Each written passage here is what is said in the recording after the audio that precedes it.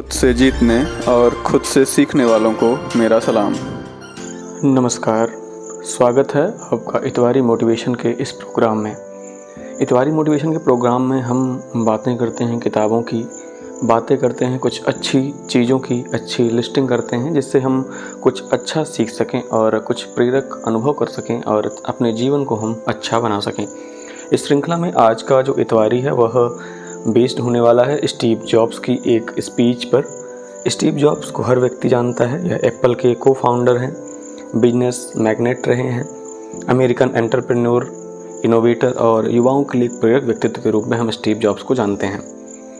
जिस स्पीच की आज हम बात करने वाले हैं उसके बारे में थोड़ा सा आपको मैं बताना चाहूँगा कि जून 2005 में स्टीव जॉब्स को स्टैनफोर्ड यूनिवर्सिटी के ग्रेजुएट्स के लिए एक कमिटमेंट स्पीच देने के लिए निमंत्रित किया गया था।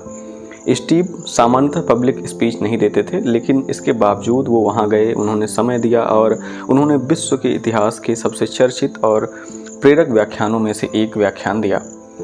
इस स्पीच को स्टे हंग्री और स्टे फुलिश स्पीच भी कहा जाता है। बेसिकली स्टे हंग्री और स्टे फुलिश का मतलब है कि हमें हमेशा कुछ ना कुछ सीखते रहने की कोशिश करनी चाहिए और निरंतर आगे बढ़ते रहना चाहिए। साथ ही वह इसमें ये भी बताते हैं कि हमें परिस्थितियों से विचलित हुए बिना अपने काम पर फोकस्ड रहना चाहिए। तो आइए हम इस speech stay hungry stay foolish के कुछ पार्ट को देखते हैं, कुछ पार्ट्स को समझते हैं कि उन्होंने इस पूरी स्पीच में क्या कहा था।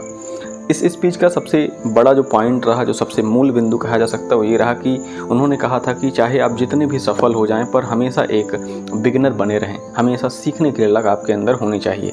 तो आइए अब स्पीच को हम इस 4 हिस्सों में डिवाइड करते हैं और उन 4 पॉइंट्स को समझते हैं कि उन्होंने आखिर कहा क्या था। सबसे पहला बिंदु है किसी और की ज़िंदगी ना जिएं। स्टीव जॉब्स कहते हैं कि जीवन में एक बात के बारे में सुनिश्चित हुआ जा सकता है और वो ये है कि सबके पास सीमित मात्रा में उपलब्ध समय है। इसे हम औरों जैसा बनाने की कोशिश करने में बर्बाद नहीं कर सकते। आज हमारे आसपास हज़ारों ओपिनियन मौजूद हैं, लेकिन हमें उनके बीच अपनी अंदरूनी और मौलिक आवाज़ को नहीं खोना है। जीवन हमें बहुत सारे अवसर नहीं देता है, इसलिए हमें मिलने वाले अवसरों का पूरा फ़ायदा उठाना होगा।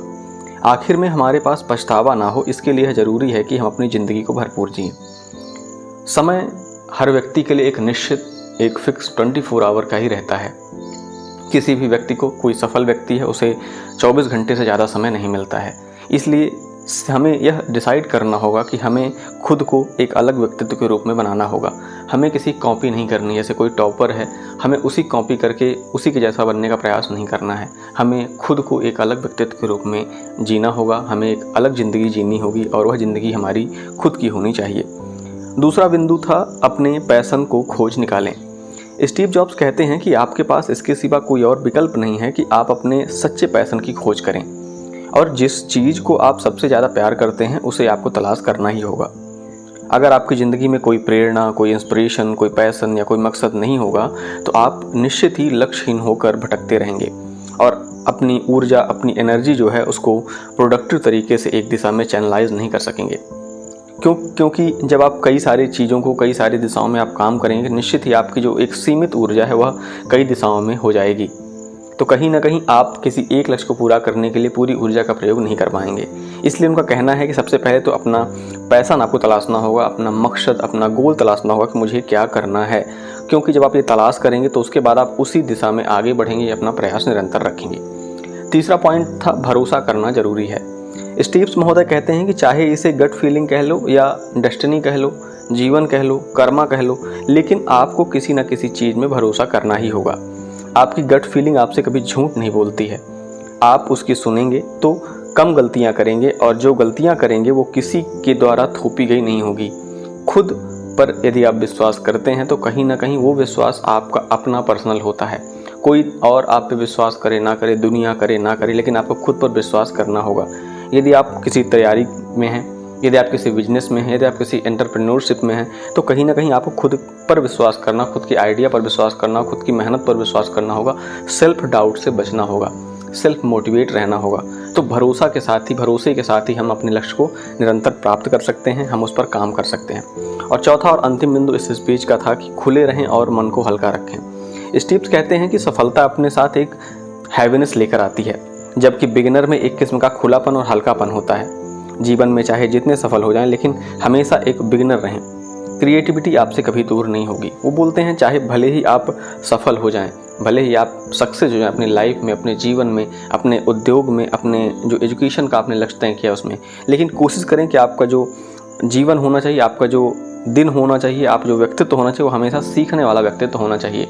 अपनी दिमाग की खिड़कियों को खुला रखना चाहिए, क्योंकि कोई भी चीज़ यदि नई आती है, आपसे टकराती है, तो निश्चित ही आप उस पर काम करेंगे और निश्चित रूप से आप सीखते रहेंगे। इससे क्या होगा, इससे आप क्रिएटिव बने रहेंगे और नए परिवेश में जुड़े रहेंगे।